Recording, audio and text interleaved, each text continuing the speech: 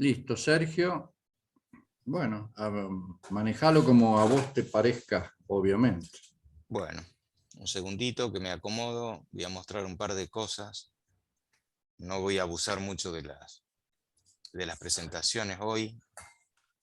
No, son muy bienvenidas. Yo además la información que vos estás generando la estoy distribuyendo a personas que a algunas les interesa, sé, y otras que es como para ponerlo en conocimiento de que puede serle de interés.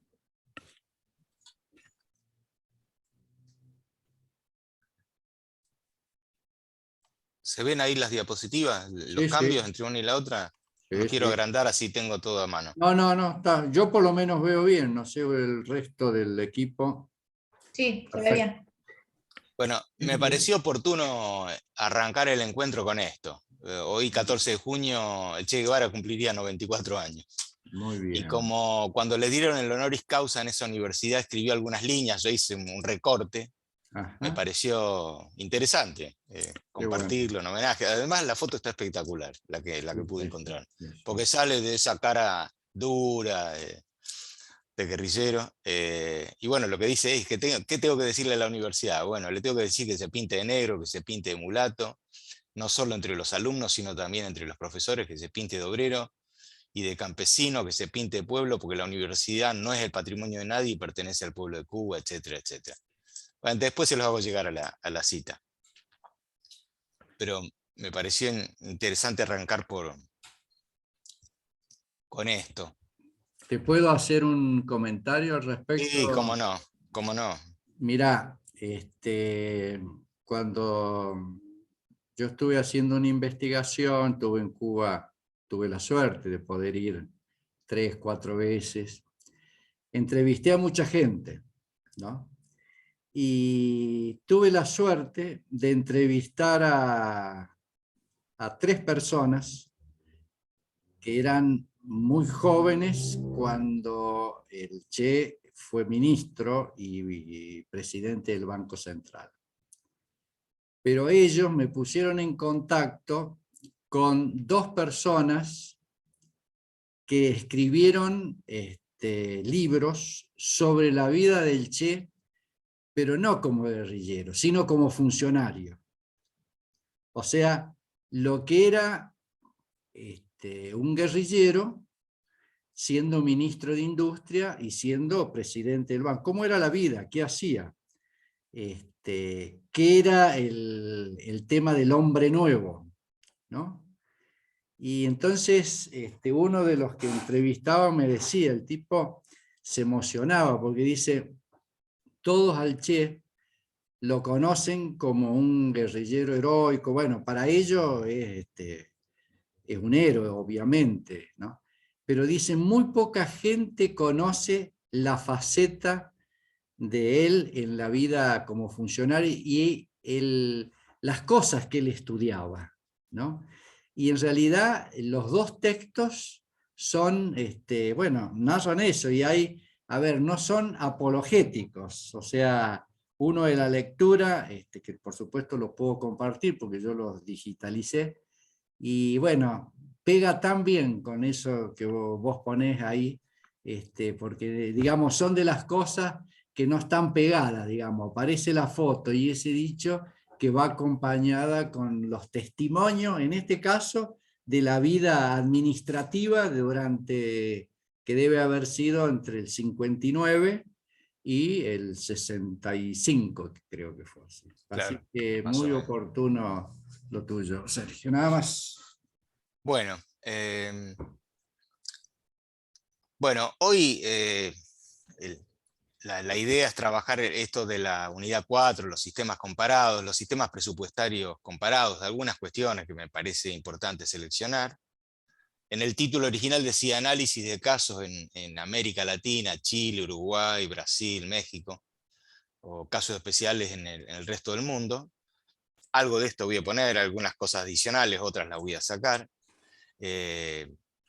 Bueno, tenía programado compartir información disponible en el marco del objetivo de este encuentro y por eso lo puse con un eje en la comparación entre los sistemas de educación superior y sus fuentes de financiamiento.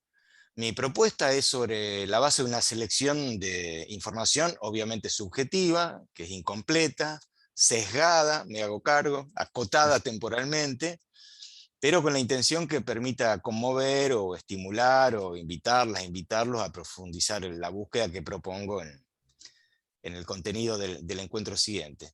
Bueno, esta problemática del financiamiento tiene una dimensión cuantitativa, tiene una dimensión cualitativa. La intención es sumarlas, concatenarlas en todo caso, mostrar algunas tensiones, las paradojas, algunos desafíos que se presentan, o que se nos presentan como actoras y actores de la vida universitaria. Y para arrancar yo plantearía un par de reflexiones sobre el tema de la competencia y la desigualación. El capitalismo como sistema desiguala en todas sus formas de expresión. Desiguala en la relación capital-trabajo, en la relación capital-capital, en la relación capital nacional versus capital extranjero, periferia y centro capitalista, empresas grandes, medianas y chicas, desiguala en la relación capital versus Estado, desiguala en el plano del trabajo. En el caso de la Argentina es muy notorio esto entre el registrado privado, el público, el no registrado, la economía popular. Desiguala en género, en el territorio urbano, en las posibilidades de acceso a la educación formal en todos sus niveles. Desiguala en el ejercicio del derecho efectivo de acceso a los derechos. O sea, la nominalidad de los derechos se ve siempre condicionada por la posibilidad de acceso y la garantía de su continuidad. Y el capitalismo se configuró como sistema de intercambio y relación entre no equivalentes, y así lo sigue siendo, y hacia su naturaleza. Y esto tiene mucho que ver con el tema que vamos a tratar hoy. En todo caso, lo que uno podría decir es que la atenuación de las desigualdades existentes ha sido y es, y sigue siendo la consecuencia, por un lado, de la intervención de los estados, pero por el otro lado, el despliegue del conflicto de los sectores afectados. En este sentido, yo entiendo que la competencia sistémica siempre termina con ganadores y perdedores, tal que las nuevas fases de competencia encuentran en el mejor de los casos a quienes ganaron y a quienes perdieron, pero en la mayoría de los casos solo encuentran a quienes ganaron, con lo cual se produce en principio una dimensión de dos velocidades, quienes ganaron y quienes perdieron. La construcción de una sociedad así, de dos o más velocidades, es el resultado o es la expresión del resultado de la competencia, tal como la comentaba hace un ratito. La consolidación de diferentes niveles de derechos es la consolidación de las desigualdades. A veces yo digo esto, siempre lo repito, los contaba en mis cursos de grado. Una empresa exitosa gana derechos de acceso a créditos, a promociones, a beneficios fiscales, a oportunidades de nuevos mercados. Una empresa fallida, condicionada por sus deudas, sus problemas, concursada, no puede acceder a nada de eso y queda limitada en sus derechos de acceso. En los países donde el ingreso a la universidad lo es por vía de exámenes, inclusive se presenta otro nivel de competencia, también con ganadores y perdedores. Hace algunos años, leyendo un texto de un brasileño cuyo nombre en este momento no recuerdo,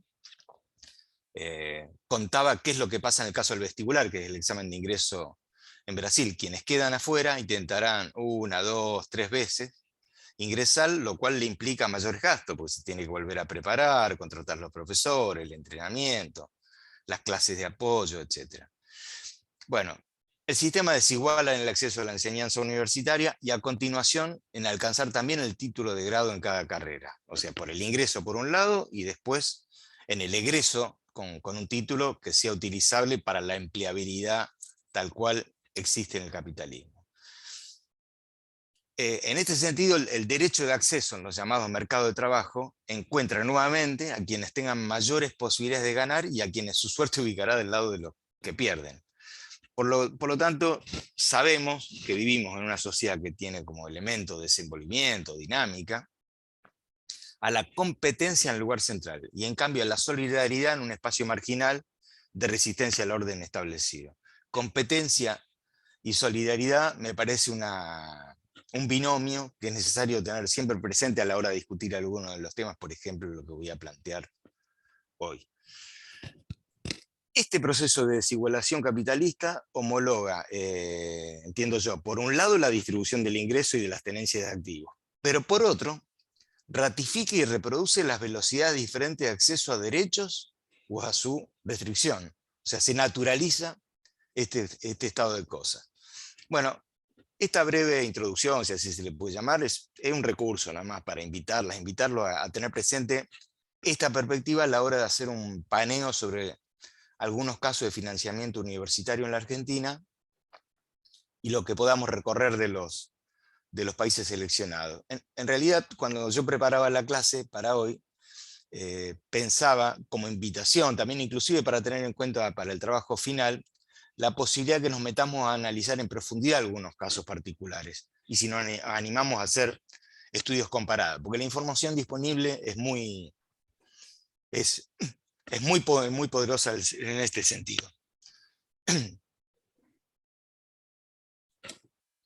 En el 2020, año de pandemia, UNESCO, a través del IESALC, el Instituto Internacional para la Educación Superior en América Latina y el Caribe, bueno, publicó varios informes, ¿no? Y uno de ellos se llama Hacia el acceso universal a la educación superior, tendencias internacionales. Yo de ahí quiero extraer algunas cosas que me parece útil para trabajar en el encuentro de hoy. Hay algunos mensajes que son, perdón, hay algunas claves interesantes que están en el mensaje o en el informe, y que son más o menos las siguientes. La primera, el acceso universal a la educación superior en las últimas 2 décadas, estamos hablando del siglo XXI, aumentó en general en todas las regiones. O sea, el acceso a la educación superior. Entre 2000 y 2018, que son los años que contiene la información presente en este informe, la tasa bruta de matriculación en la educación superior mundial aumentó del 19 al 38%. Esto es la relación de las personas matriculadas en cada uno de los años con respecto a la parte de la población que tiene edad comprendida, por ejemplo, entre 18 y 22, entre 19 y 23 años. Es una proporción muy alta para el conjunto de la población mundial. Vuelvo a repetir, lo que dice este informe, que la tasa bruta de matriculación saltó del 19% al 38%, si prefieren.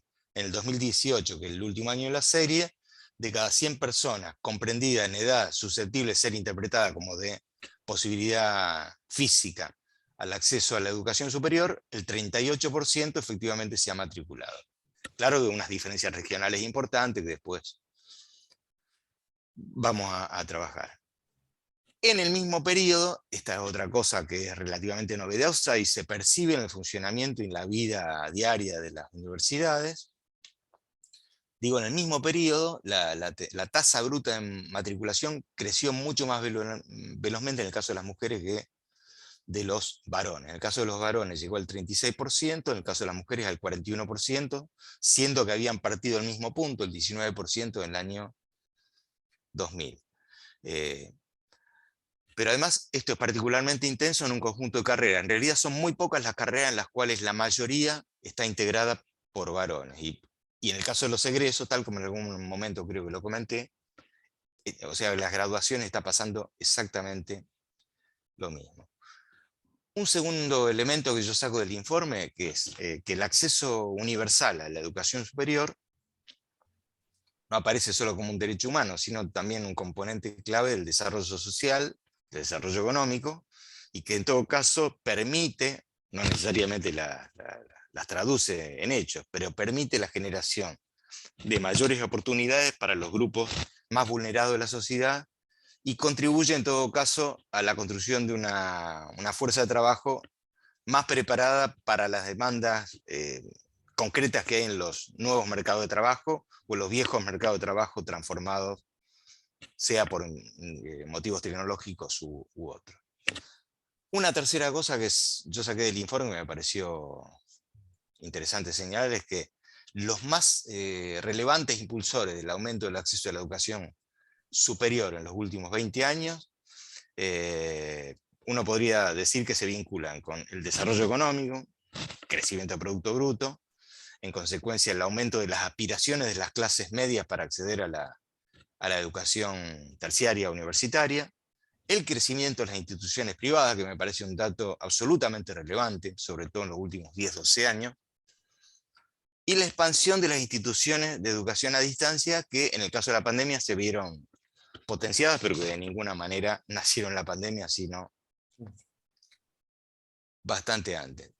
Una cuarta cosa que traigo o extraigo de este informe es que las desigualdades en el acceso a la educación superior persistieron durante esos 20 años, durante las últimas décadas. Me refiero a quién entra respecto de qué parte de la población o qué niveles de ingresos tienen, respecto de quiénes son los más favorecidos en los niveles más altos de ingresos, etcétera, etcétera.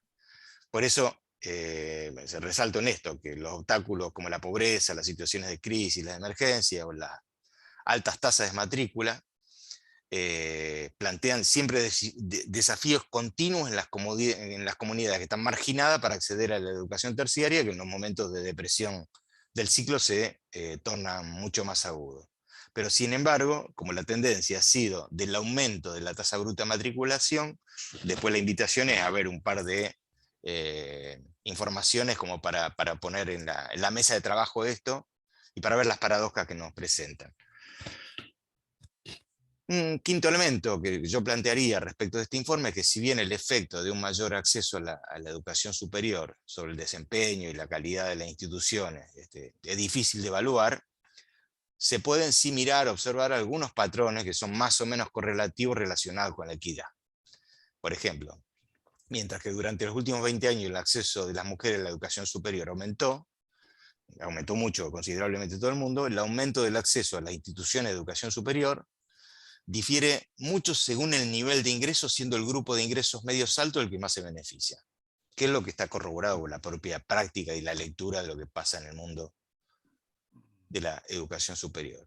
Una sexta cosa que saco de este informe es que la educación superior sigue estando, por supuesto, fuera del alcance de muchas de las personas más pobres del mundo. Y como tal, los países deben desarrollar mecanismos locales, propios, nacionales y estrategias relativamente sólidas para evaluar continuamente el progreso y asegurar la inclusión de los más desfavorecidos o simplemente abandonarlos como ocurre en forma generalizada en un conjunto de políticas educativas de los planetas que integran la orbe.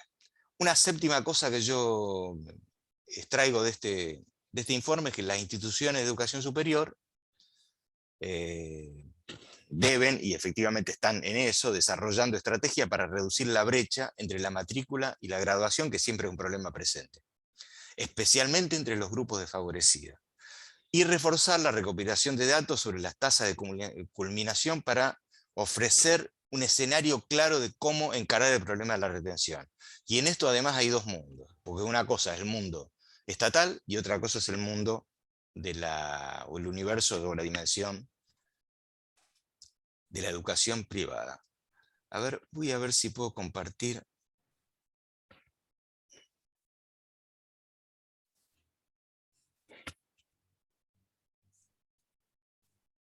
esto. En este informe está este gráfico que me pareció muy interesante. Está chiquito, pero después cuando se lo manden lo van a ver. ¿Qué dice esto? Que en este periodo, en los 20 años analizados, hay un aumento de la matrícula universitaria. En el caso de América Latina y el Caribe, de la población en edad de ingreso a la universidad, esto es 18 a 22, 19 a 23. En el caso de América Latina, el 52% estaba matriculada en alguna carrera de educación superior en 2018, lo cual es un número altísimo, ¿no? La proporción, cuando digo educación superior me refiero no solamente a universidades, no me refiero al conjunto de las enseñanzas terciarias, sea que la provea el Estado o sea que lo provea algún actor privado. Ahora, el salto de América Latina de haber sido el 23% al 52%, o sea, el 23% hace 20 años, el 2000, y el 52%, es un salto muy importante. Y este salto importante está asociado con algunas cosas que pasaron en el medio que no tienen que ver con la universidad, pero que tienen que ver con algunas transformaciones de la de la economía mundial. No quiero detenerme en los detalles, después lo pueden ver porque hay una diferencia por regiones muy interesante, donde está claro que los países centrales tienen una tasa de matriculación bruta mucho mayor que el resto del mundo, pero a la cual se acerca el caso de Australia y a la cual se acercan determinadas zonas de Asia vinculadas con las transformaciones fundamentalmente de la economía china y de la economía de India, que acá no se alcanzan a ver, pero si quieren después nos detenemos. Eh, El informe dice también que mientras los datos señalan que en términos generales el acceso aumentó durante los últimos 20 años, los grupos marginalizados, más vulnerados, especialmente los de bajos recursos, siguen estando subrepresentados en las instituciones o en la enseñanza, o en el nivel de la enseñanza terciaria.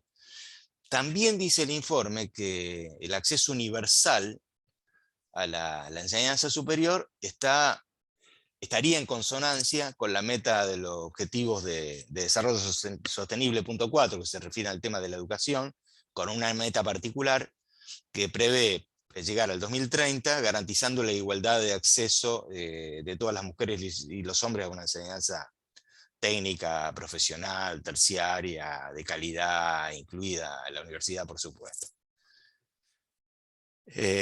Más adelante el informe, por ejemplo, agrega que a partir de la última década del siglo XX se hizo mayor hincapié en la importancia de la educación superior para el desarrollo sostenible, que esto se tradujo en un conjunto de políticas, la mayoría sin gran éxito, que en todo caso vieron un conjunto de transformaciones importantes ya en el siglo XXI, no de la mano de las políticas públicas, sino de las manos de algunas transformaciones en la economía internacional, fundamentalmente asociadas con la presencia china, a la que me voy a referir en un rato.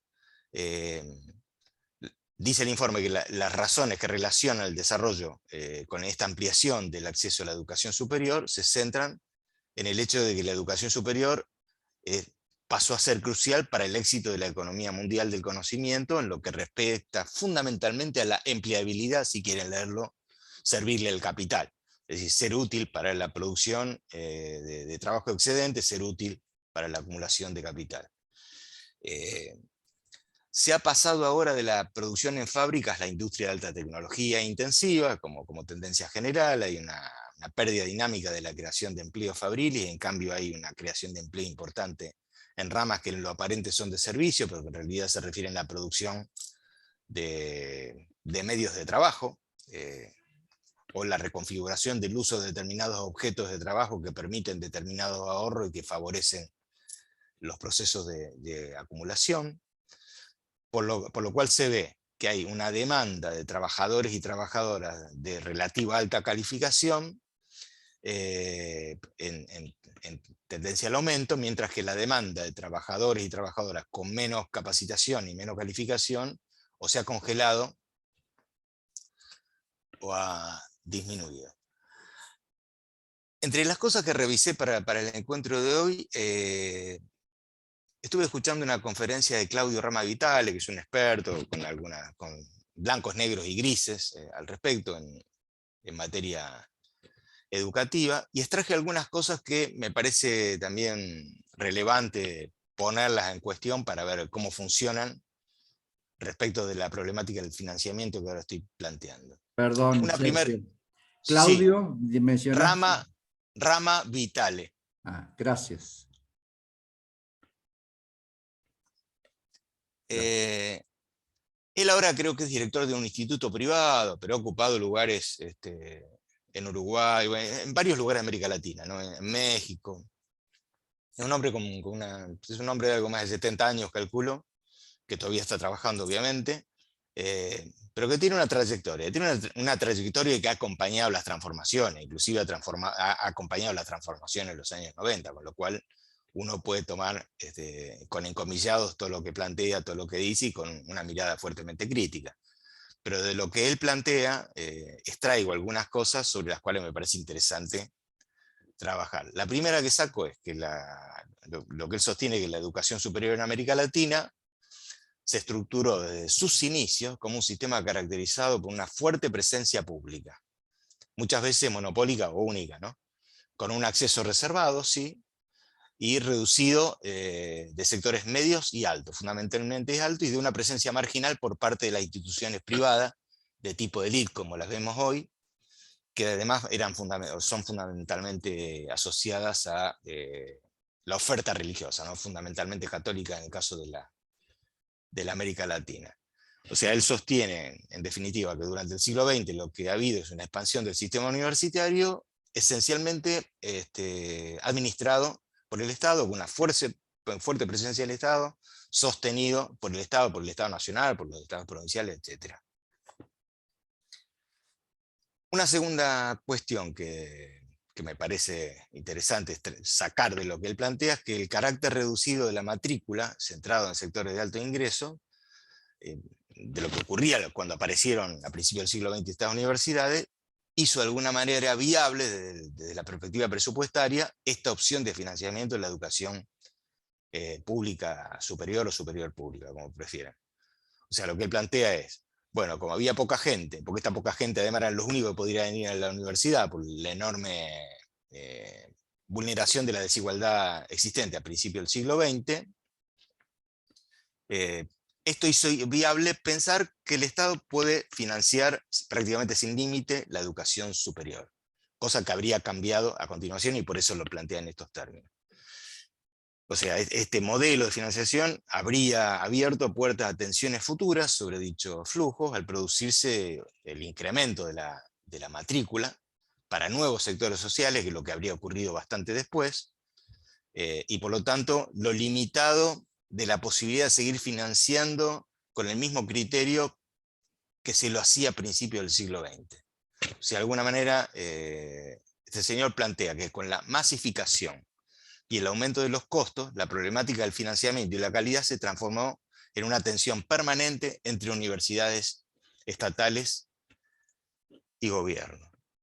También para el caso de América Latina, él analiza la cuestión de la gratuidad, y él lo ve como que se constituyó en el eje central de la educación superior pública y contribuyó al aumento continuo de la cobertura mediante el acceso de sectores medios. Sin embargo, dadas obviamente las limitaciones que uno podría caracterizar como estructurales para alcanzar a toda la población joven, la gratuidad derivó en un sistema dual de acceso público, gratuito total por un lado y privado arancelado por el otro, aunque en algunos casos el gratuito total, en el caso de las instituciones públicas, dejó de ser característica general o central, como fue en el caso de Chile a partir de la reforma del año 80 con Pinochet, pero esto formó parte de este proceso de transformaciones de oferta dual entre lo público y lo privado, tal como lo plantea.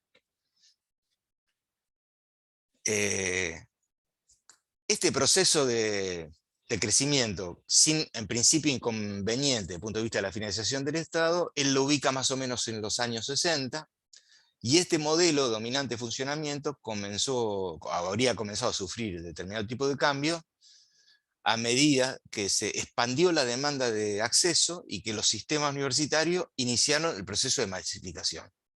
O sea, cuando la entrada fundamentalmente a las universidades, no solamente a los terciarios, pero fundamentalmente a las universidades, pasó a ser de envergaduras proporcionalmente diferentes respecto a la tasa de incremento anuales que antes habíamos visto.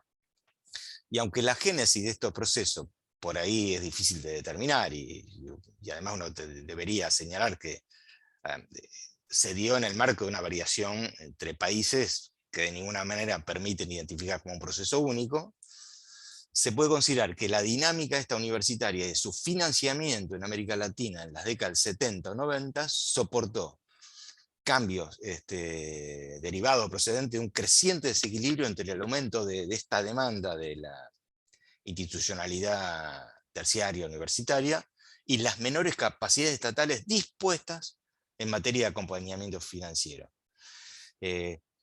Porque además las mayores limitaciones lo fueron en los años 90, que son los años en América Latina de la década perdida, más o menos, ¿no? Bueno, este analista, este docente, sostiene, entre otras cosas, que hubo fases diferenciadas de reforma en el sistema universitario. Siempre me llamó la atención cómo lo planteaba desde el punto de vista de las reformas, yo lo tomo literalmente como él los plantea, me parece que es un elemento que permite provocar la polémica. Entonces él habla de una primera fase de reforma que están asociadas fundamentalmente con la reivindicación de la autonomía y el cogobierno, que nace en el 17 en México y en el 18 aparece con el movimiento de la reforma universitaria en Córdoba, que hasta los años 70 este modelo era el modelo hegemónico, si bien con algunas reformas, como la aparición de una demanda tecnocrática, donde se privilegiaban las ramas de la ingeniería, la técnica, etc., que hay una segunda fase de reformas, y esta segunda fase de reformas comienza en los años 70, que tal como lo decía hace un rato, es una década en la cual la incorporación o la demanda en todo caso de ocupar un lugar en el sistema universitario crece a tasas mayores que lo precedente. O sea, la universidad de alguna manera se vuelve popular, la universidad deja de ser un lugar de minorías, y la universidad en todo caso permite identificar una transformación respecto de quienes se integran ahora al sistema universitario. Pero también en los años 70 hay algo nuevo, que es que sin dejar de haber existido en forma previa, a partir de los años 70, según cada caso nacional, por supuesto que es diferente, hay una expansión del sistema privado. Y esta expansión del sistema privado obviamente ocurre a raíz del incremento de la matrícula del sistema público, donde el sistema público, no digo que se colapsa, pero aparece la posibilidad para quien puede pagar una cuota de un nuevo mercado, y este mercado está asociado con la nueva oferta o el crecimiento de la oferta del sistema privado. Se va conformando desde esta perspectiva, desde los años 70, reitero, sin que uno no puede decir que antes no haya existido el sistema privado, porque las universidades católicas existen desde hace mucho tiempo, pero van apareciendo nuevas instituciones, inclusive despegadas de la cuestión religiosa, conformando un sistema dual en el subcontinente, ¿no? Por un lado estatal y por el otro lado privada. Una diferenciación de esta característica, pero además una diferenciación en la especialización en líneas con algunas transformaciones en los mercados de trabajo, donde aparecen nuevas carreras, se dividen carreras, aparecen inclusive la división de universidades que antes pertenecían a un único núcleo de gobierno y se separan en 2 o 3 universidades.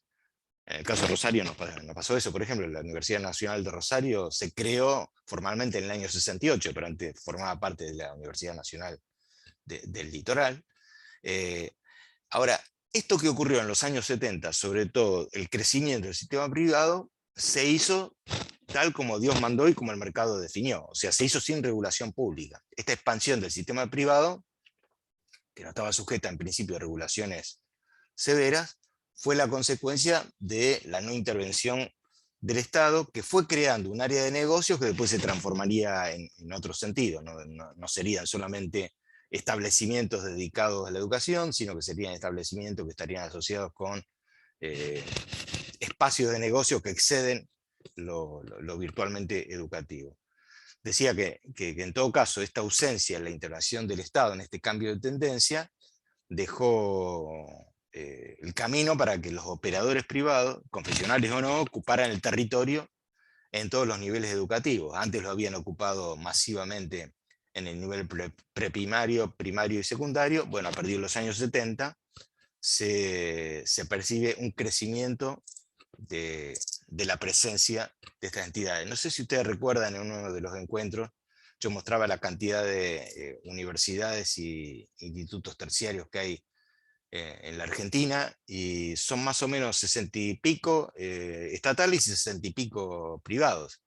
Bueno, esto se dio en un proceso muy acelerado a partir de los años 70, aunque en la Argentina en particular se dio a partir de los años 90. Bueno, Rama Vitale sostiene que hay una tercera fase de reformas, que en cambio de ser hecha por el mercado, se hace con la intervención del Estado. Estamos hablando de los años 90, donde aparecen los nuevos sistemas de acreditación, los estándares mínimos, la limitación de ingreso a nuevas instituciones. Decía, hay una regulación en la cual el propio Ministerio de Educación o el Poder Ejecutivo de cada uno de los países dice: autorizo o no autorizo la apertura de una nueva institución. Esto avanza limitando, algo yo decía al principio, de estas reformas de los 70, de los 90, digo, avanza esta tercera fase de reforma, tal como la pinta el autor, avanza limitando la autonomía en el caso de las estatales porque se impone el camino de la normalización, la estandarización. Se crean organismos reguladores, aparece la carrera docente con el pretexto de la calidad, en nuestro caso aparece la CONEAU, aparecen nuevos mecanismos complejos, centralizados de autorización de carreras, de programas, de procesos de evaluación. Y esta dinámica empezó a tener determinado tipo de problemas en relación a la diversidad necesaria de los sistemas universitarios. Yo podría decir que es una expresión del proceso de globalización en los años 90, intentando homogeneizar en este caso la formación universitaria, o si prefieren, producir fuerza de trabajo homogénea, empleable en cualquier realidad nacional. De allí se extendió a la regulación de los estudios de posgrado, la educación a distancia, etcétera, que no es que no existían, sino que pasan a tener una potencia en lugar que antes no tenían, sobre todo asociados con la necesidad de cumplir con estos estándares de calidad fruto de la creación y regulación de organismos como el caso nuestro es la CONEAU. Desde el 2000 se fueron estableciendo determinadas nuevas regulaciones, si bien con algunas heterogeneidad en toda la América Latina, de sistemas de aseguramiento de la calidad educativa. Primero algo genéricos, pero después aplicados y más específicos a ramas y disciplinas. Yo estuve revisando algunos textos sueltos, que por ahí son aburridos de leerlo, ¿no? Pero cómo cambia la conceptualización de la construcción de la currícula, de la currícula de grado, ¿no?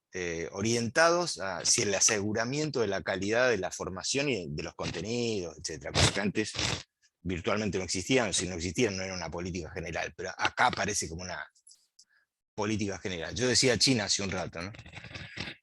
China ingresa en la Organización Mundial del Comercio en el 2001. Una de sus consecuencias inmediatas fue el aumento del precio de las materias primas, lo cual mejoró, entre otras cosas, ¿no? los estándares de vida en la periferia capitalista. En Argentina también lo vivimos fuertemente. En América Latina, entre los efectos, se produjo una aceleración del ingreso a las universidades, fruto de la mejora de los ingresos de capas medias de la población, que agregó una nueva atención a los sistemas presupuestarios estatales, abriendo en este caso el camino para la creación de nuevas universidades privadas o la expansión de estas universidades preexistentes, creando incluso nuevas carreras. Yo estaba revisando, por ejemplo, para el encuentro anterior, la cantidad de carreras que hay. Y la cantidad de carreras son más de 11.000 en la Argentina. Y uno se pregunta, ¿11.000? Bueno, porque tienen particularidades o subdivisiones que permiten ser identificadas como carrera. En todo caso, bueno, después voy a hacer una referencia sobre el tema de la norma vigente. Ahora, a partir de esta tendencia, los recursos públicos, la financiación estatal, empezó a resultar insuficiente frente al aumento de la matrícula. Y en general lo que no ocurrió fue un reforzamiento de esto. En el caso de la Argentina es muy fuerte, nosotros ya lo vimos, después cuando demuestren algunas comparaciones internacionales, lo van a ver con mayor énfasis.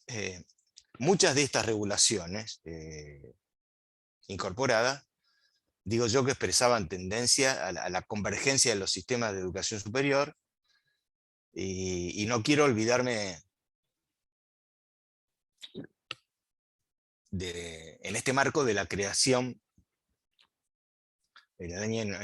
sí, en realidad se crea en los 70, pero hay un giro particular que tiene el año 97, Cine es la clasificación internacional normalizada de la educación, que es muy interesante recorrer la última versión disponible, que es la versión 2011, donde hay una construcción de un concepto de lo que es un título de grado, de lo que es un título de posgrado, de especialización, de maestría, de doctorado, de postdoctorado, etcétera, que es la norma que tomó forma en cada una de las leyes nacionales que durante los años 90 formó parte de esta tercera reforma. El nombre tercera reforma se le atribuye este autor que estaba citando hace un rato. Bueno, yo a partir de eso veo que, entre otros efectos, y ante el freno de la creación de nuevas instituciones fruto de las regulaciones puestas en marcha, la matrícula tuvo una curva de ascenso importante, tanto en el caso de las universidades estatales como privadas. En Argentina, y tal como lo vimos en uno de los encuentros, hay algo más de 60 universidades privadas. En Brasil superan las 2000 la masa de universidades e institutos de educación superior, y no me acuerdo cuál es la matrícula, pero en uno creo que la matrícula llega a 800.000 personas. Estoy hablando de las privadas. O sea, no se trata solamente de un instituto educativo, es casi una multinacional. La regulación, limitando la creación de universidades privadas, que fue una cosa muy presente en toda la actividad ministerial en América Latina, hizo que, por ejemplo, en nuestro país lo vimos con particular intensidad en el conurbano bonaerense, se abra un proceso de creación de nuevas entidades estatales. Yo decía en unos encuentros anteriores que entre el año 2000 y 2017, en la Argentina se crearon 16 nuevas universidades, fundamentalmente el conurbano bonaerense, ¿no? Bueno, la tendencia en toda América Latina también muestra un crecimiento del número de universidades estatales, pero de tamaño chico. En cambio, en el sector privado, en algunos países como Brasil, se limitó o congeló la incorporación de nuevas entidades. Es como que se terminó el derecho de creación de nuevas entidades. De alguna manera entiendo yo que es fruto de la presión de las preexistentes para no tener competencia. Y en consecuencia, para el caso de las privadas, hubo un incremento de la matrícula, esto es una mayor concentración por entidad. Bueno, Rama Vitale dice que esta fase de reforma, de la tercera reforma de las regulaciones, está impidiendo a las universidades nacionales atender las nuevas demandas sociales, de mercado de trabajo, de especialización, interculturales, etc. Y uno de los problemas emergentes en el marco del freno del crecimiento económico y de las transformaciones en el ciclo de la economía mundial es una vieja tensión, en este caso agudizada, entre lo que es la oferta de trabajo de egresadas y egresados de universidades y la contracción de la demanda. Lo cual provoca en principio dos cosas que tampoco son novedosas, pero en todo caso ahora tienen mayor intensidad o están potenciadas en función de la porción de la población afectada. Por un lado, la desocupación profesional, o por el otro lado, la subocupación funcional, entendida como el acceso a un puesto de trabajo con una sobrecalificación de capacidades. O si se prefiere, ¿no? Un proceso de naturaleza social de producción de fuerza de trabajo especializada que no logra cristalizar su venta en el mercado de trabajo, fruto de la insuficiencia de la demanda o la falta de correspondencia entre las capacidades profesionales y técnicas creadas en los institutos universitarios versus la que requiere cada uno de los mercados de trabajo según las especialidades demandantes. Bueno, a esta altura uno podría decir, bueno, en los años 70 había una especie de isomorfismo. Las universidades estatales y privadas ofrecían carreras con valor de uso social similar. Inclusive las privadas tenían menor densidad tecnológica por lo caro del equipamiento y el soporte de las infraestructuras. Esto fue cambiando en la primera década de este siglo. Universidades privadas fueron invirtiendo en tecnologías que antes eran solamente reservadas a las universidades públicas. Por lo tanto, entre otras cosas, se abre como desafío para el sistema universitario estatal es cómo afrontar las necesidades en sus nuevas diversidades, las especializaciones, tipología, etcétera, sobre la base, o en todo caso, teniendo como condicionante o problema la presencia poderosa, digamos, de instituciones privadas como la que ya existe en el caso nuestro, en la Argentina. Se muestra, o esto muestra en todo caso una complejidad de las estructuras sociales existentes que requieren otro tipo de respuestas adecuadas a las transformaciones de la división técnica y social del trabajo, para lo cual uno no se animaría a decir que el sistema universitario efectivamente está capacitado para resolverlo, pero aparece esta tensión, aparece esta paradoja, y entonces las universidades nacionales aparece la necesidad de replantearse el contenido de las carreras, el alcance de la currícula, las diferenciaciones, que permitan esto, ¿no? Compatibilizar la formación de grado y de posgrado con lo que requiere cada mercado de trabajo. Pues de otro modo, lo que se estaría creando es la ilusión de compatibilidad entre un título universitario y sus respectivas demandas laborales, que es un problema muy presente en la demanda de la especialización para cada una de las profesiones u oficios derivados de la capacitación en instituciones universitarias o terciarias. Algunas experiencias clave en la Argentina muestran títulos de grado no habilitantes. Seguramente ustedes tendrán casos, yo puedo conocer algunos casos. Se trate de impedimentos normativos o de curriculares exigidos, frente a lo cual son los títulos de posgrado, especializaciones o maestría, doctorado, los que se convierten en llave para el ingreso de determinados mercados de trabajo. Lo quiero subrayar esto. Es decir, la existencia de un título de grado que no necesariamente es un título habilitante, porque para desarrollar determinadas prestaciones se requiere un título de posgrado, sea porque hay una norma que lo indica, o sea porque la propia especialización del mercado, entre comillas, lo exige. Yo tengo varios ejemplos que podría contar en el caso de dos carreras, en el caso de Rosario, que es el tema de la formación de abogados y la formación de contadores, donde el título de grado no es un título que habilite, en algunos casos normativamente, porque si no se tiene determinado tipo de posgrado no se pueden hacer determinado tipo de tareas. Con lo cual aparece ahí una contradicción, una paradoja, una tensión entre en la naturaleza de la transformación de lo que es el título de grado, porque si el título de grado nos sirve para ejercer y es nada más que un título académico, bueno, estamos en un problema. Entonces, ese ofrecimiento de capacitación de la entidad de la educación superior, está claro que se habría transformado, o no se habría transformado en el sentido que la propia realidad capitalista lo exige desde el punto de vista de la formación, de la captación de la fuerza de trabajo.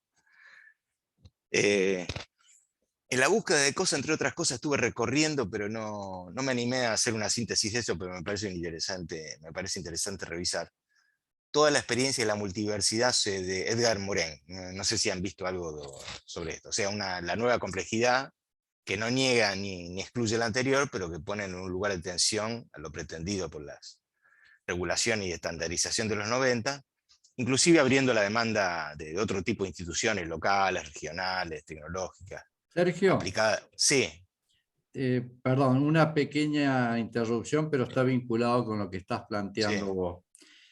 Vos mencionabas el caso de que el título no es habilitante, ¿no? Y necesitas la especialización.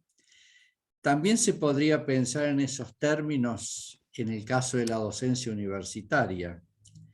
Por ejemplo, para ejercer, ser profesor asociado o ser profesor titular, tenés que tener un título de grado, de posgrado, que en algún caso es con maestría es suficiente, en otro caso con una especialización y en otro te exigen el doctorado, ¿no?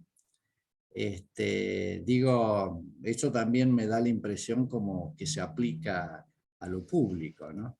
Y la institución Homologa eso. homologa, Claro. además te lo exige. Y hay universidades, por ejemplo Río Cuarto, que a mí me ha tocado estar ahí. Ellos tienen una disposición interna que sacan una resolución de mérito equivalente. Entonces se reúne, digamos, una persona que no tiene un posgrado, pero es un profesor con antecedentes, como está lleno para, digamos, no requiere otro título. Entonces hay una comisión que dice, sí, fulano de tal es apto para dar tal o cual materia, ¿no? Y que es un contrasentido. A mí me tocó, yo había hecho en una oportunidad una especialización en Buenos Aires sobre derecho tributario y creo que era de finanzas públicas y derecho tributario. Y había un constitucionalista y también dedicado a impuestos muy conocido, creo que es Buitrago. Y él no tenía título de posgrado y estaba dando la especialización en Río Cuarto sobre sistemas tributarios y a mí me pidieron junto con otro, pues yo tenía el título de doctor, que es como una formalidad. Mi título de doctor es de hace 20 años, 25 años, qué sé yo, para que lo homologáramos. Y yo le decía a la comisión, le digo, qué increíble, él ha sido profesor mío, y el tipo, que yo lo tenga que homologar, me da risa, porque además lo que sabe este tipo es como una vergüenza esto, ¿no? Pero mirá, es un ejemplo, ¿no? Disculpa la No, interrupción, no, no, no. pero lo traigo, Ahora, yo digo, esto está agudizado ahora. claro. Está agudizada o sea, la falta de validez del título de grado como recurso para poder entrar en el mercado de trabajo que se supone te ofrecieron cuando entraste a la capacitación de grado. Claro. O sea, como te van corriendo el arco, en definitiva. Claro, ¿Eh? exactamente, Bueno, exactamente. con una metáfora futbolística siempre es bueno No, pero, tener pero, a que, mano.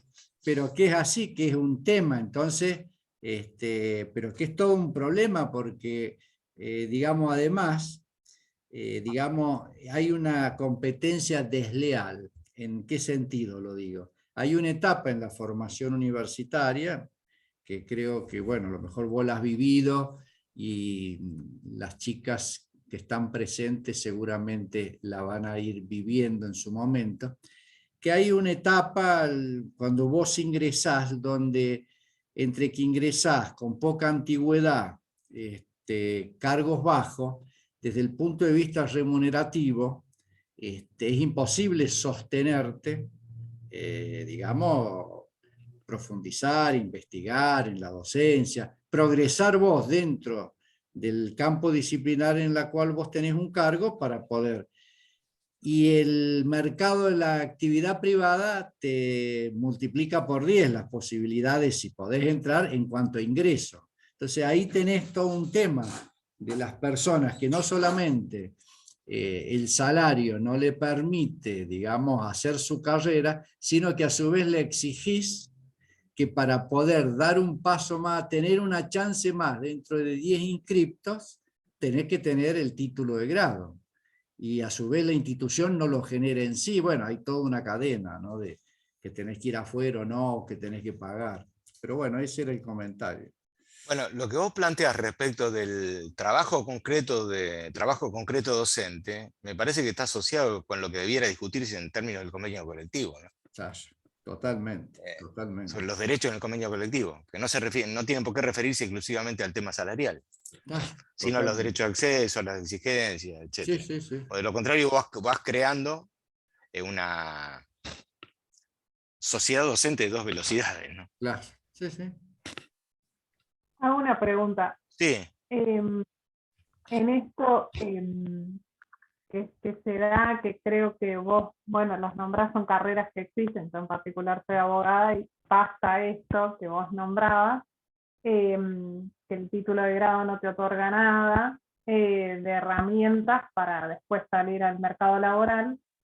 Y pasa creo que en la mayoría de las carreras que por ejemplo tenemos acá en nuestra facultad, en la FACESI, y en esto pensaba que esto creo que fue en esta fase que vos nombrabas a partir de los 90, que fue este vaciamiento que hubo, pero bueno, no sé si es exactamente a partir de esa fecha, sí, sí, sí. que, Son que las se reformas de da. los años 90. Es esta nueva institucionalidad. Es CONEAU, si querés sintetizarlo ahí. Es eso. CONEAU es la versión argentina de algo que no es solamente argentino. Claro, que sí o sí. O sea, te dejaron gratuito, lo que, más allá de como vos decías, es gratuito, pero después acceder, tienes un montón de barreras y todo lo que ya sabemos, pero como todo lo demás, o sea, para vos insertarte realmente en el mercado laboral, lo tenés que terminar pagando. O sea, lo que te va a dar a vos herramientas para después insertarte, lo tenés que estar pagando. Y después preguntar, porque también me generó la duda la otra vez que en la otra clase, que es como un dilema esto de, eh, es, es, es propio del sistema, esto que ustedes vienen comentando, de que cómo te va pidiendo, te va exigiendo, y la universidad te va exigiendo, por ejemplo, tener docentes con carreras de posgrado para acceder a determinados puestos o ir avanzando, pero a la vez, por ejemplo, yo cursé una carrera en la que la mayoría no eran docentes, o sea, los docentes, porque recién se había creado la carrera que yo cursé. Entonces, cuando yo entro. Entonces a mí me tocó vivir una carrera que sus docentes responsables, en su mayoría, eran docentes de otras universidades, de otras provincias, porque, bueno, los que estaban acá todavía no estaban formados. Pero la realidad es que ellos aparecían en determinadas clases. La mayoría de las clases la daba gente que todavía no tenía la experiencia de ser docentes y por ende no tenían carreras de posgrado. Y de hecho, hoy cuesta que la mayoría tengan carreras de posgrado en la carrera en particular en la que yo soy, en abogacía. Y la verdad que se nota mucho. A ver, después hay un montón de docentes que, no digo que la carrera de posgrado sea lo que te hace a vos como profesional, no digo eso, pero se nota muchas veces la falta de carreras de posgrado en los docentes que me daban clases, por ejemplo.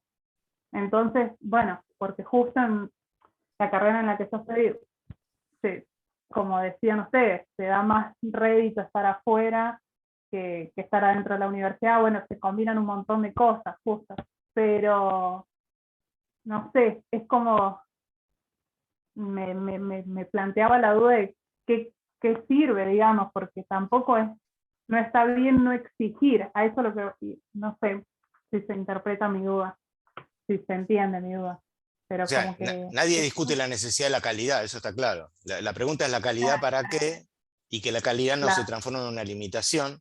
Y sobre todo, para una de las cosas que planteaba Enrique, es el tema de lo que ocurre en las carreras de producción de docente, no de producción de profesionales independientes. O sea, la producción de la fuerza de trabajo docente tiene particularidades que la hacen diferente del resto. Me disculpan un minuto, que tengo un poquito de tos, ya vengo. Esperen.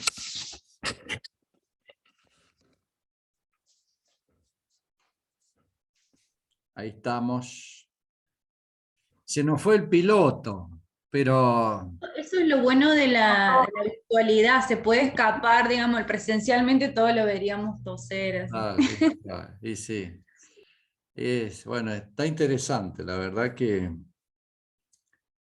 bueno, por lo menos uno va aprendiendo cosas, ¿no? Con esto.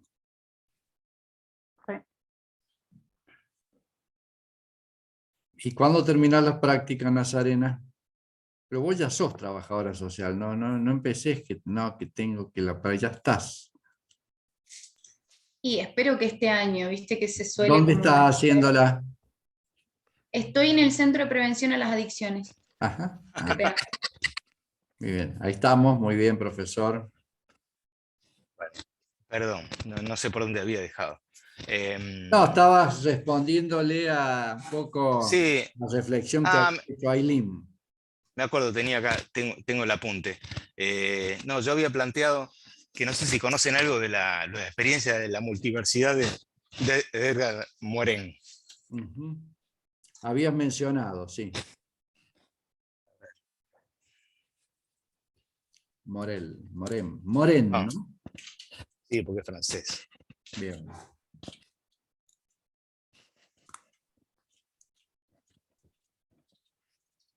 La verdad que no sé si vive, porque si vive es un nombre muy viejo. Uh-huh. Ahí se los puse en el chat. Perfecto. Sí. Bien. He escuchado hablar de él, pero yo no he leído nada al respecto. Porque hay algunos, no sé si lo citan a él, pero discutiendo el tema de la nueva fase en la cual se entraría, en función de que la transformación en los 90 ya quedara en vetusta, habría que pensar, entre otras cosas, algunas de las alternativas que plantea Morin. No creo que sean en la línea de Morin, pero creo que se lo utiliza como herramienta para justificar determinado tipo de transformaciones. Sí.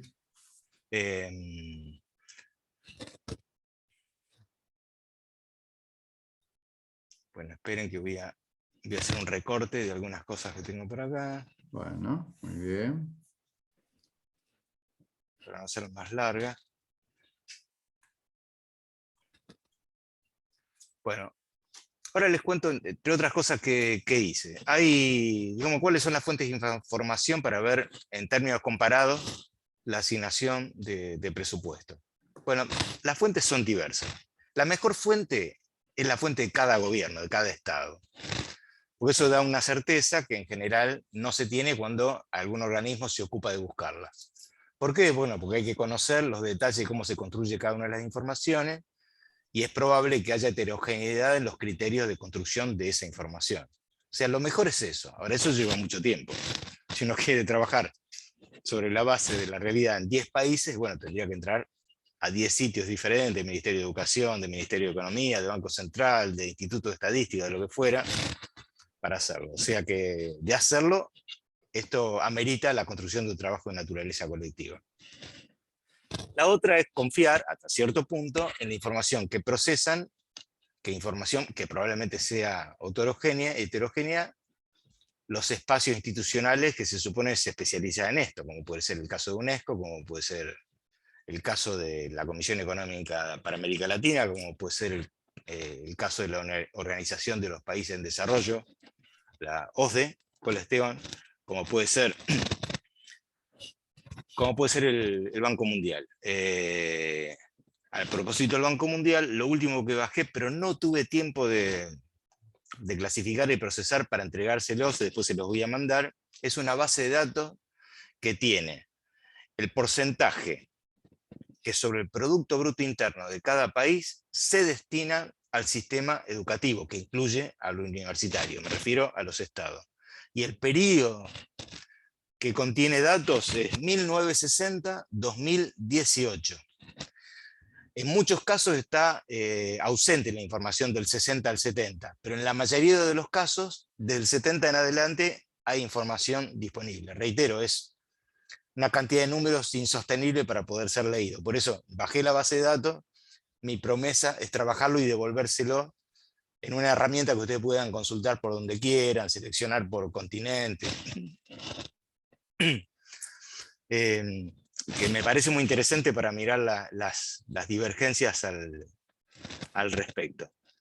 Y entonces, en ese sentido, a ver, vamos a arrancar por acá. Voy a arrancar por esto. ¿Ven en el grafito que dice financiamiento a las universidades nacionales en América Latina? ¿Lo ven? Sí, sí, está bien, Bueno, Sergio. acá, ¿cuál es la fuente de esto? Bueno, esto está presentado por Ana Fanelli, que es una experta en esto.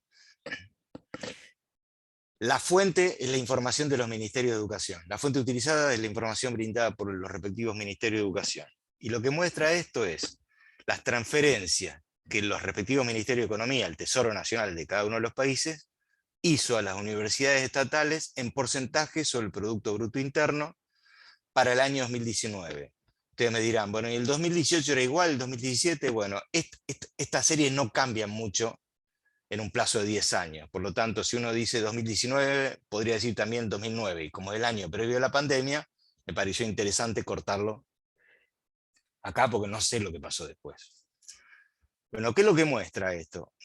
Algunas heterogeneidades importantes. Yo le había dicho la vez pasada, creo que en el encuentro anterior, que el destino de dinero a las universidades nacionales actualizado al 2021 decía que para el caso de la Argentina era 0,64, 0,62 del Producto Bruto Interno, no sé si lo recuerdan.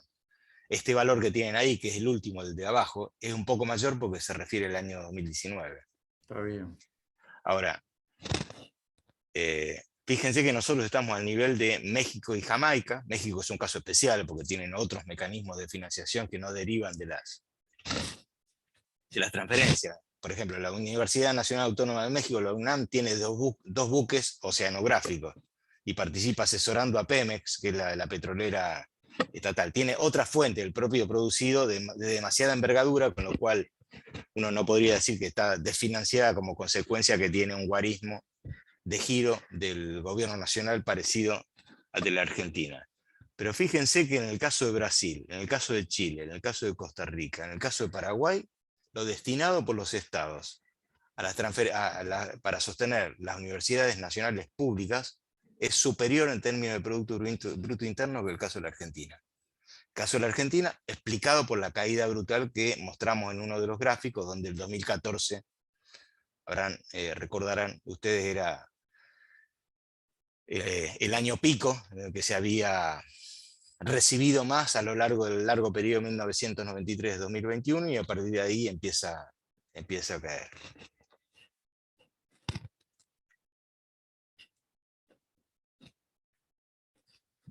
Ahora miren esto otro, que tiene que ver con la presencia del sistema privado en la oferta universitaria y de educación superior en general. En el caso de Chile, el 84% de las personas matriculadas lo están en entidades privadas. También explica por qué es tan importante el porcentaje del Producto Bruto que se destina a las universidades estatales, porque están achicadas en su magnitud como consecuencia de la expansión del sistema privado.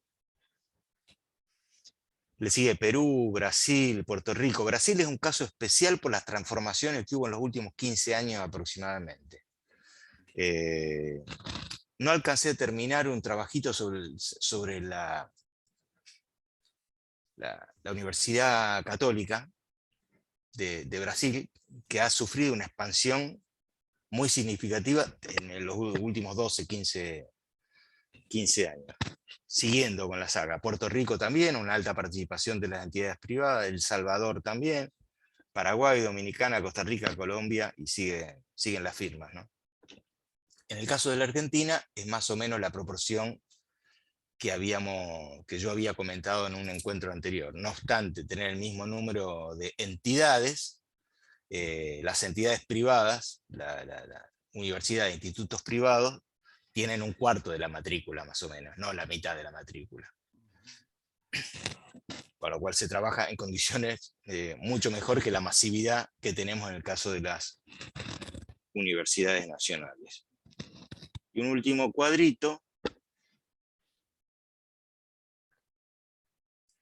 que también da cuenta, tomo el caso de Japón porque en realidad el caso de Japón es más o menos parecido a lo que pasa en el resto de los países centrales, no el caso de Estados Unidos, que es esa parte, pero sí mucho en el caso europeo. ¿Qué es lo que muestra esto? Bueno, muestra el periodo 1955-2013, y lo que muestra es un relativo congelamiento del número de universidades dependientes del Estado Nacional, que son las del celeste, son las que están en la base inferior. Hay un suave crecimiento de otras públicas que dependen de municipios, de provincias, etc. Pero fundamentalmente lo que hay en el caso japonés es una expansión de la cantidad de universidades privadas. Claro, cuando uno entra a las páginas de cualquier universidad privada, sea de Estados Unidos, Reino Unido, de Canadá, de Australia, de Japón, lo que ve que no solamente son entidades educativas, que son entidades que, entre otras cosas, se ocupan de la cuestión educativa, pero conforman núcleos empresarios en asociación con multinacionales, que en todo caso le proveen de fuerza de trabajo en forma directa, o que la currícula de formación está asociada directamente a la necesidad de la empresa de la cual forman parte en términos corporativos. Bueno, ahora voy a sacar esto. Vuelvo a los apuntes. Para algunos casos que quería comentar. ¿Qué pregunte, Sergio? Llegué, Sí. Viste como los paracaidistas, no sé si es el momento oportuno y propicio. Sí, siempre. Por una relación que yo tuve hace muchísimos años, que fue una relación institucional, yo trabajaba para el gobierno de la provincia, me acuerdo que el decano de la Facultad de Derecho de la Universidad Austral comentaba los millones de dólares que Pérez Compán le había donado para armar la ciudad universitaria en donde hoy actualmente está, que tienen un hospital escuela de primer nivel, a nivel internacional, y también había donado a la UCA, y otro de los aportantes fundamentales de la UCA había sido Franco Macri. Supongo que todo ese dinero viene a consecuencia de donaciones que son deducidas impositivamente, porque esta gente no se desprende plata ni que le saquen la muela de juicio sin anestesia. Eso ya lo sabemos. Pero como algunos referentes, estos que denominaba Alfonsín los capitanes de la industria, están ligados a las universidades privadas y a las públicas no le dan ni siquiera un pequeño bono para investigación, a menos que tengan algún grado de rentabilidad. Es decir, deducen impositivamente para las privadas y a las públicas nada, que es exactamente lo que hizo durante los 4 años de gobierno Mauricio Macri, que transfirió dinero para procesos de investigación, para desarrollo y demás, a las privadas, a las 3 o 4 privadas. UCA le transfirió a la Universidad de Palermo, a la San Andrés y a la Di Stella. Y de ahí, bueno, muy poco le llegó a las estatales desde el 2016 al 2019. Bueno, yo ahí lo que veo, sin perjuicio de esto que vos decís, con lo cual coincido, que quizá la relación haya arrancado como consecuencia de una búsqueda de una deducción en impuesto a las ganancias, como consecuencia del desembolso de una donación. Me parece que el tema de fondo que hay que ver, sin que deje de existir el tema de la donación y la posibilidad de deducir de impuestos, es el vínculo el vínculo curricular de lo que estoy formando para lo que necesita esa empresa. Lo cual no estaría mal desde otro proyecto, desde otra perspectiva. Lo que pasa que estando en manos de una gran compañía, local o extranjera, o internacional o transnacional, o de la envergadura que fuere, está claro que en realidad privilegia la planificación privada en lugar de privilegiar la planificación pública. Al contrario, yo no descarto esto, al contrario, yo soy partidario de que el sistema universitario esté vinculado con el sistema productivo. El tema es quién hegemoniza, quién corta el bacalao en eso, ¿no? Si es la empresa privada o, digamos, un organismo que puede ser estatal o coestatal, o de la sociedad civil, etc. Me parece que es un tema que hay que discutir, porque también hay una especie de prurito en esto de la integración de la universidad con la actividad productiva. Claro, lo que pasa es que las experiencias que tenemos son horribles, así como vos decís eso, en general, en todas las carreras de ciencias agrarias, la presencia de Monsanto y de las grandes compañías poniendo plata para direccionar la investigación científica hacia los intereses que tienen ellos es muy, muy clara. Entonces, no lo veo reducido, aunque no deja de existir esta cuestión de la donación. Es una estrategia de producción de mano de obra por un lado y de producción de contenidos de investigación asociados a lo que quieran producir, a lo que quieran vender, etc. Bueno, decía que en la recorrida para armar el encuentro de hoy, lo que hice es juntar mucha información, pero me parece abrumadora, de algunos de casos de cómo se financia el sistema universitario, para la cual, la primera conclusión a la cual llegué, que es intabulable.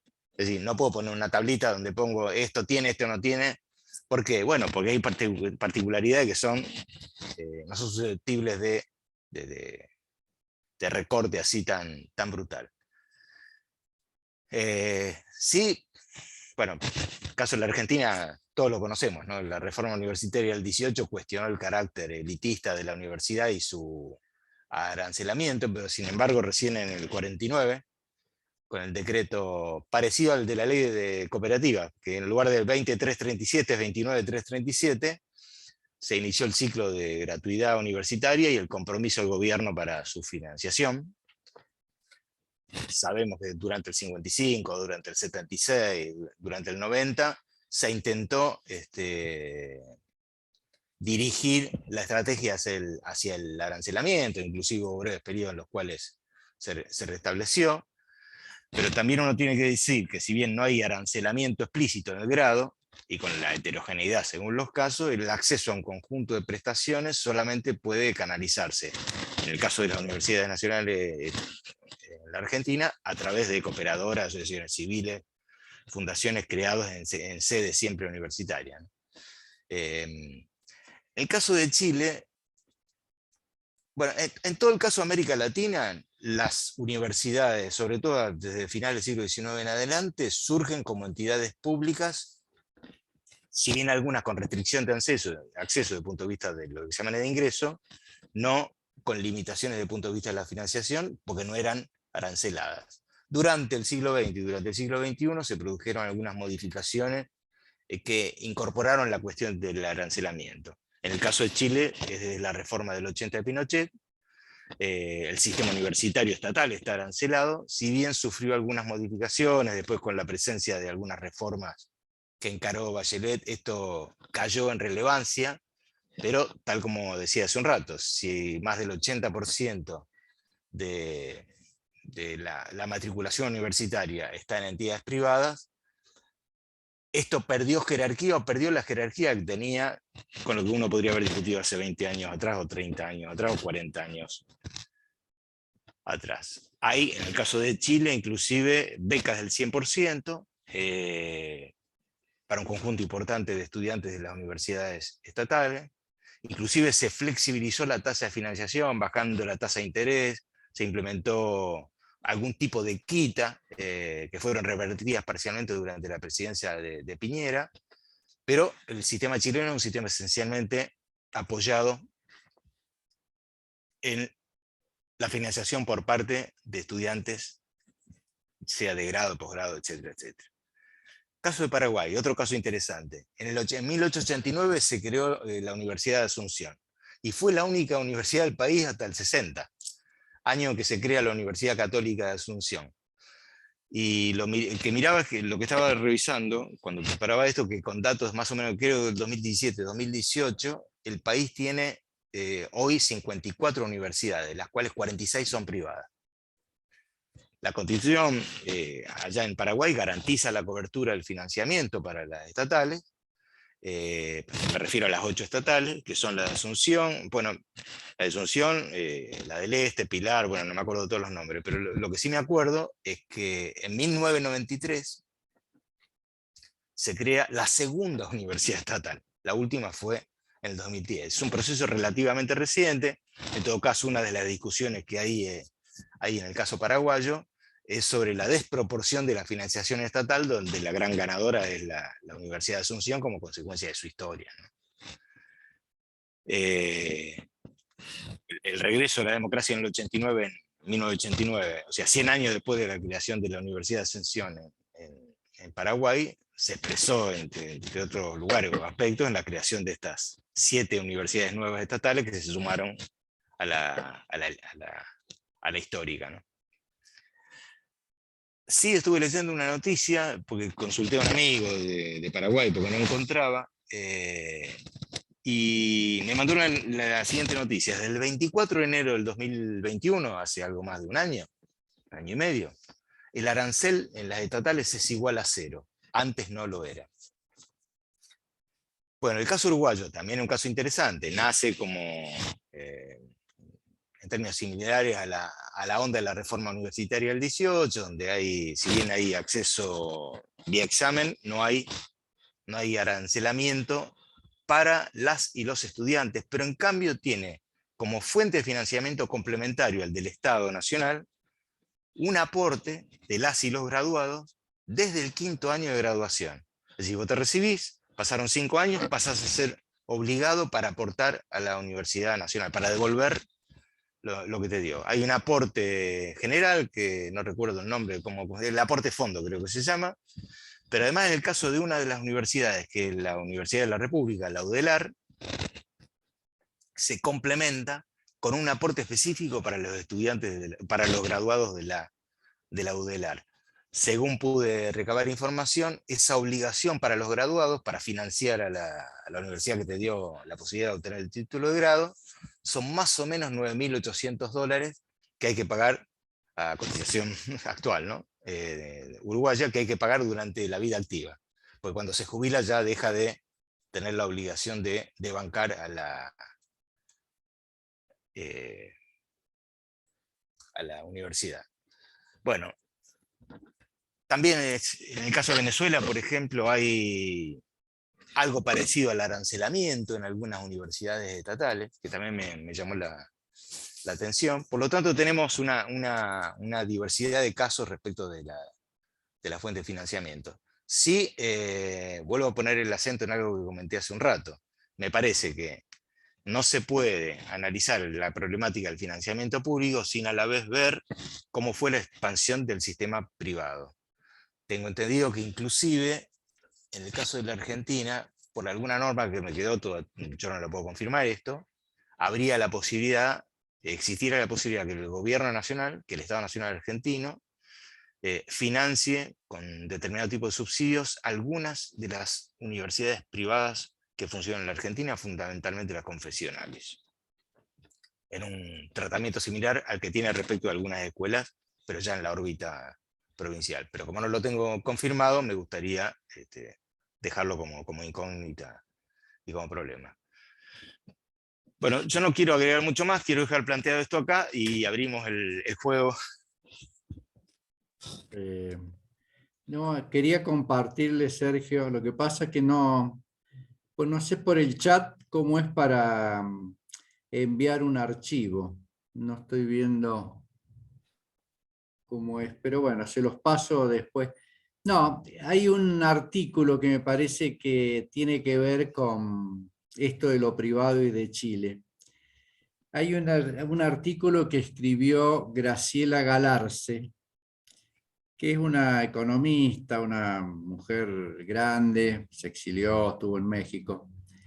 Y el último artículo que escribe en REDEN, que es como una reunión, es la Red de Economía Mundial, ¿no? Red de Estudio de la Economía Mundial.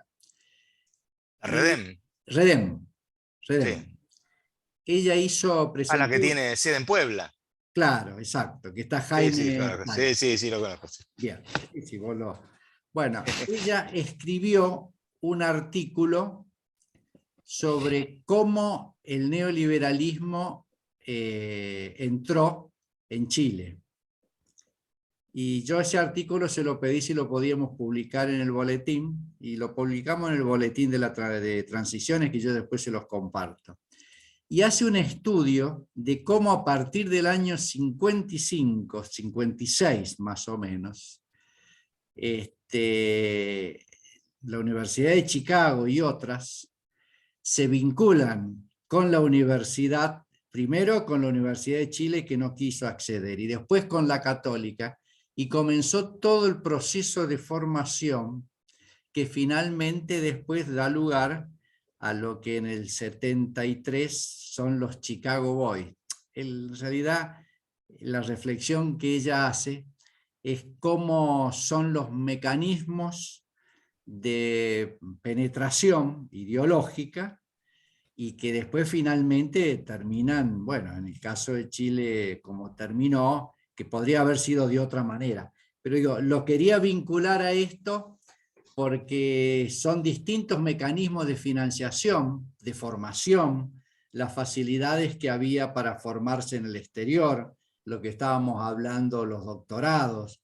Y bueno, ella nombra una serie de personajes que después uno los ve en la función pública, que han tenido un gran protagonismo y han sido fruto de esto, ¿no? Digamos, lo traía como una, no es específicamente lo que vos estabas mencionando, Sergio, pero creo que es bueno tenerlo presente. Yo después se los comparto. Está muy bueno. Vos sabés, me estaba acordando una cosa que, para no llenar de casos, ¿no? El caso de Noruega. Noruecia, porque también estaba pensando en Suecia. En el caso noruego hay creo que 23 universidades estatales que ofrecen carreras gratuitas para el resto del mundo. Gracias. ¿Cómo es eso? Bueno, tiene que haber un acuerdo marco y están asociados con proyectos productivos, en la mayoría de los casos. No entré en las 24, entré en 3 para ver cómo era. Y parte de esa estrategia de vinculación, penetración. Así es. Comento alguna cosita más de lo que planteó Quique. Entre la década del 50 y 60 hay una lucha, hay una disputa del campo cultural y hasta ese momento la izquierda venía ganando el campo cultural. Entonces se decide, hay un libro, para lo cual ya lo voy a buscar, combatir a la izquierda en el mismo campo, en esta lucha del campo cultural. Y la CIA comienza a través de una serie de fundaciones, por esto de la creación de las fundaciones de la década del 90 y principio del 20, y todavía siguen actuando, los think tank, este tanque de ideas y todas estas cositas surgen de la década del 50. Y lo que está planteando Quique, que hubo dos fundaciones que fueron los pilares para todo esto, que detrás estaba la CIA con el dinero, era la Fundación Ford y la Fundación Rockefeller. Y empiezan casualmente en Chile. Lo intentaron en Argentina en la década del 60, donde hay un famoso sociólogo que es José Nun, un sociólogo marxista, reconocido a nivel internacional, que tuvo conocido como Pepe. Conocido con el famoso Pepe, sí. reconocido y aparte con disputas teóricas con Fernando Enrique Cardoso en la década del 60 sobre marxismo, y él es el primero que toma dinero subsidiado de la Fundación Ford para hacer trabajos en el norte argentino sobre la situación de vulnerabilidad de la población, es decir, pobreza, desigualdad y otras condiciones. Fue por parte de un sector de la izquierda nacional, intelectual, criticado profundamente, hizo una presentación, hizo descargos y un montón de cosas más, pero siempre quedó medio oscuro todo el tema. Pero volviendo a lo que plantea Quique, cómo a través del proceso de financiación porque ¿qué hacían con Chile? Buscaban algunos referentes y se los llevaban y los capacitaban. Ahí van a intervenir no tan solo la Universidad de Chicago, sino también la de Harvard. Es decir que hubo casas de altos estudios de Estados Unidos que también fueron financiadas por la CIA para capacitar, ideologizar, generar líderes que después fueran a sus respectivas naciones como referentes de opinión. Todo lo que planteó en la década del 50 y 60 este grupo de la Universidad de Chile no eran referentes porque tenía una izquierda muy fuerte Chile. Después del 73 pasan, como dice Quique, a ser funcionarios del Estado y a llevar adelante, implementar el modelo del neoliberalismo con Milton Friedman a la cabeza y todo lo que ya sabemos que pasó con Chile. Pero lo hicieron 20 años antes, siempre nos van corriendo con 20 años de diferencia en los procederes, y lograron en el campo cultural, lograron vencer a la izquierda. Hoy por hoy sabemos que casi es un pensamiento hegemónico y único. Nada más que comentar y quedar bien con Quique para decirle que sí leí el artículo de la profe.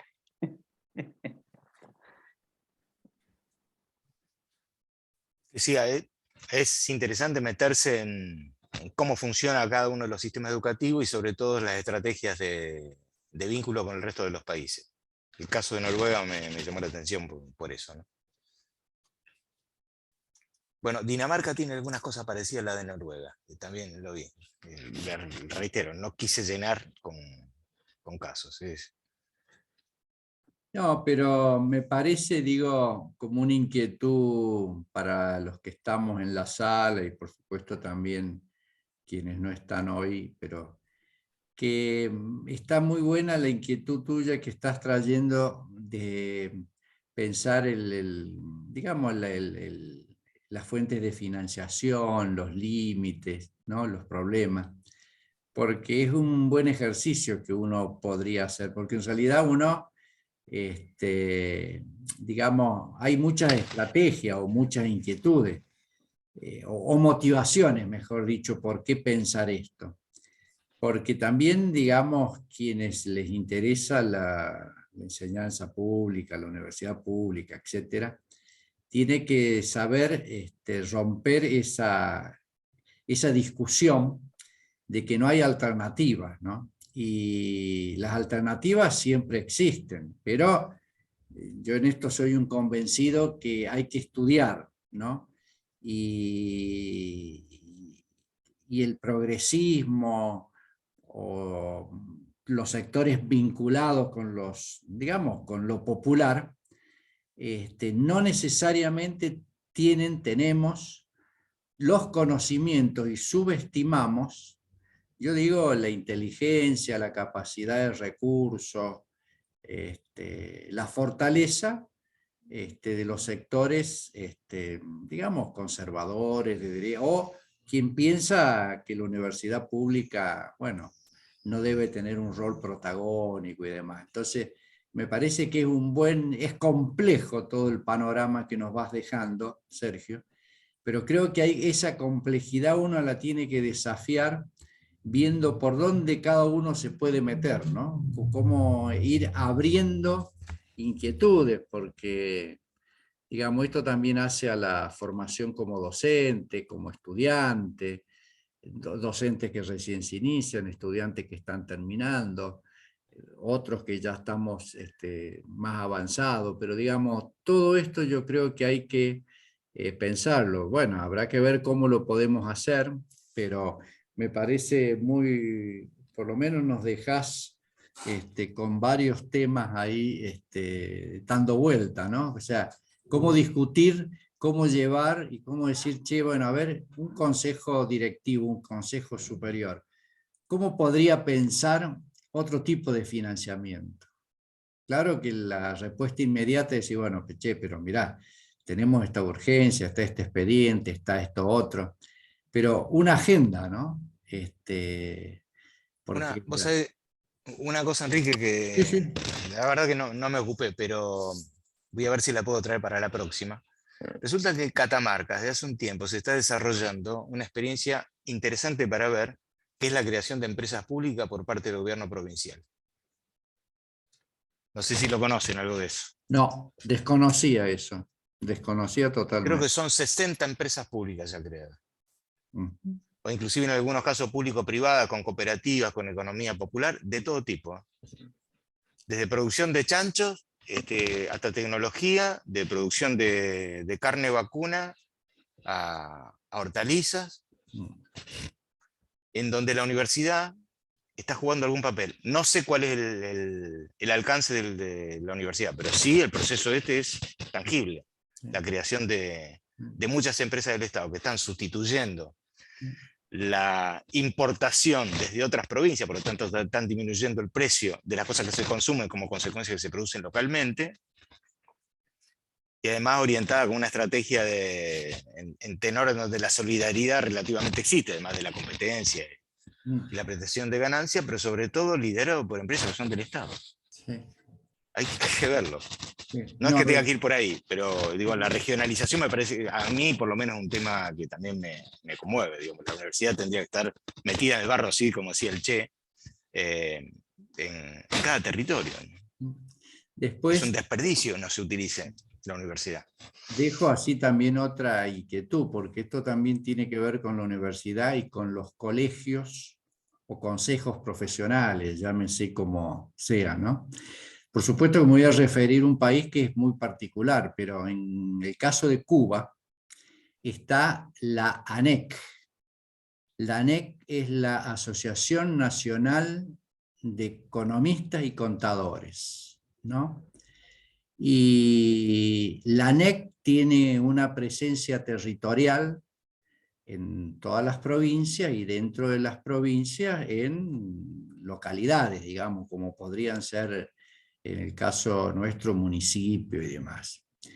Y la ANEC tiene un nexo, esto me acordé a raíz de lo que vos dijiste, Sergio, del vínculo de lo productivo con la formación, pero esto tiene que ver con la dirección, ¿no? Que tiene que tener. Y entonces ahí hay como una reciprocidad entre el trabajo profesional y los requerimientos de, bueno, los distintos lugares. Y a su vez ellos tienen creada una consultoría, que le hacen trabajo de consultoría a las distintas empresas y demás. Lo traigo a esto porque también es una manera de, por supuesto, estamos hablando, bueno, es complejo lo de Cuba, pero de todas maneras son como miradas diferentes, más allá de que pueden transitar cosas parecidas en alguno ahora, ¿viste? Bueno, hay toda una discusión, pero al margen de eso, me parece que es bueno pensar que hay otra institucionalidad que se puede crear en otro contexto. A lo mejor no necesariamente es esto, pero lo que sí quiero decir es que el rol de un consejo profesional o de un colegio profesional se escribe en función de los intereses vigentes, al igual que cómo se inserta la universidad en todos estos temas, ¿no? Claramente. Bueno, no sé, era como Sí, un sí. comentario.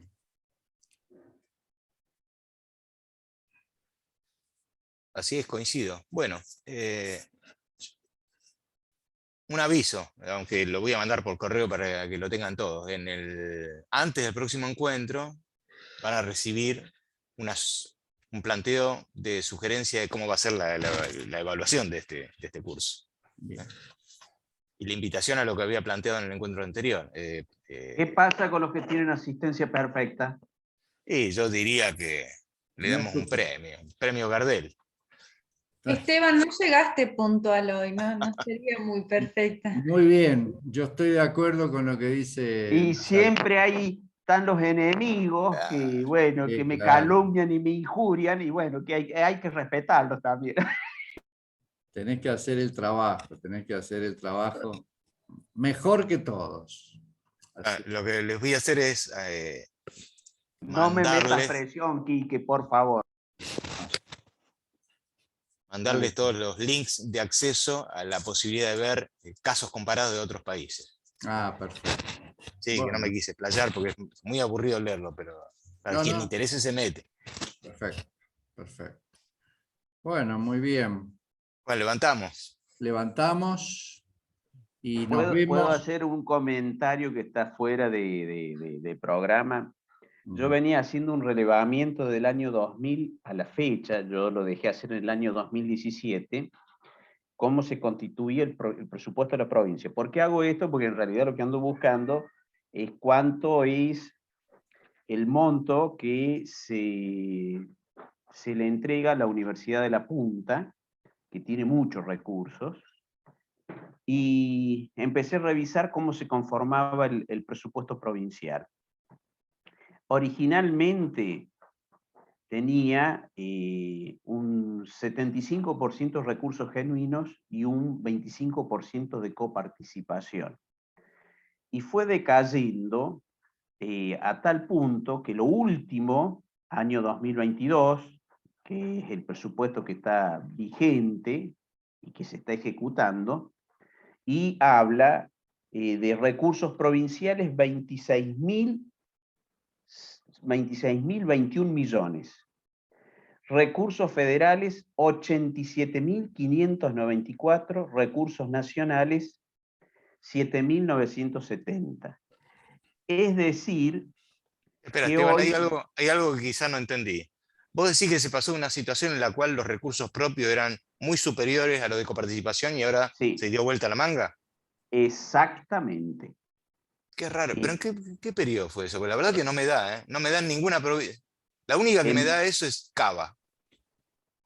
En 20 años yo seguí el proceso desde el año 2003 y ahora veo el 2022, que hacía mucho que no lo veía. Y desde el 2003 en adelante, ponele hasta el 2015, los recursos provinciales superaban a los recursos de coparticipación. Y ahora han llegado a un nivel muy bajo, alcanza el 20% de los recursos genuinos, y el resto todo es recursos de coparticipación. Bueno, yo estoy haciendo un trabajo con un equipo con el tema de los recursos federales y te doy dos anticipos, Sí. que son dos explicaciones. La primera, la insuficiencia de evaluación del impuesto inmobiliario. El impuesto inmobiliario se calcula sobre inmuebles cuyo valor fiscal está alejadísimo del valor de mercado. Primera cuestión. Segunda cuestión, lo que pasó en materia de ingresos brutos. Ingresos brutos se liquida para las empresas que están en más de una jurisdicción, mitad en función de lo que venden en cada jurisdicción y mitad en lo que tienen el gasto. El problema es que el 78% de las empresas que operan en más de una jurisdicción provincial tienen la casa central en Buenos Aires. Claro, los En la convenios ciudad de Buenos multilaterales Aires. estás hablando vos. Sí, con lo cual hay una sobrerepresentación de lo que está recibiendo la ciudad de Buenos Aires por el impuesto a los ingresos brutos que en realidad quita a las provincias. Entonces, eso permite, esas dos cosas le explican. Sí, y una tercera agregaría yo. Acordate que Hay- todo lo del pacto fiscal 93, todas las reducciones, sí, ya fueron, ya no la, existen. y la tercera, que aunque sean ínfimos, siguen siendo recursos. Todos los country que se construyeron son baldíos, ni siquiera la municipalidad les cobra. Entonces, digamos, siempre en beneficio de los sectores más acomodados, en perjuicio de los sectores más vulnerables. Es Muy decir, bien. que hay también aunque sea ínfimo, la recaudación del impuesto inmobiliario provincial, pero lo mismo. Es decir, yo te puedo, para acá, para la gente de Mercedes, que, bueno, incluido Quique, que conoce, desde la dársena, que sería la quinta de los contadores, hasta la avenida de Circunvalación, son todas viviendas de arriba de 15 o 25 millones de pesos, son baldíos. Son baldíos. Dije esa zona, pero puedo seguir mencionando otras zonas dentro de la ciudad de Villa Mercedes, pero si nos vamos a San Luis también nos vamos a encontrar con las zonas residenciales, pero es ínfimo, ese recurso es ínfimo. Pero no, lo que ocurre es que esa subvaluación de los inmuebles y que perjudica al conjunto de las provincias de Argentina tiene una explicación principal y un montón de secundaria. La principal es el impuesto a los bienes personales. Porque el impuesto, ¿cómo se evalúan los bienes personales? En función de cómo se evalúan fundamentalmente los inmuebles en las provincias. Si las provincias subvalúan, bienes personales recauda poco. Y el 95% de la recaudación de bienes personales está destinado al pago de jubilaciones y pensiones nacionales, con lo cual, redondo, digamos. Está bien. Bueno, Bueno, es otro tema ese. sí, sí, sí. Bueno, entonces esperamos tu sugerencia para el trabajo final. Sí, sí, para el trabajo final. Y bueno, yo después les comparto eso del boletín Bueno, de Galarza. Muy muchas bien, gracias. dejamos de grabar y Sí. nos Y vemos. que no te me vayas, necesito 2 palabras contigo. Bueno, muy bien. Bueno, nos Chao. vemos. Hasta luego. Chao, muchas gracias. Chao. Chao, chao. A ver. Detener.